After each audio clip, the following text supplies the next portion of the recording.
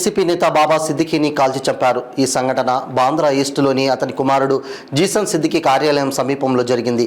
బాబా సిద్దికీకి అనేకసార్లు తుపాకీ గాయాలు తగిలాయి. వెంటనే చికిత్స కోసం లీలావతి ఆసుపత్రికి తరలించగా అక్కడ ఆయన మరణించాడు.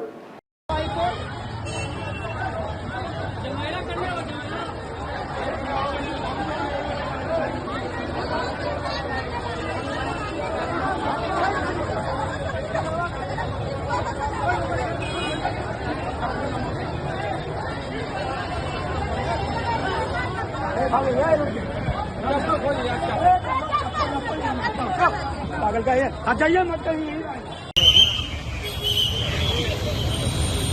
थोडा लांबून 9:30 वाजताची जवळपास घटना घडलेली आहे, ज्याच्यामध्ये श्री बाबा सिद्दीकी हे इंजर्ड झालेले आहे. त्यांना लीलावती हॉस्पिटलमध्ये पाठवण्यात आलेला आहे. तिथे इलाज चालू आहेत आणि 2 संदिग्ध लोक आम्ही ताब्यात घेतलेले आहे. पुढची तपास तो क्राईम ब्रांच मुंबई करत आहे.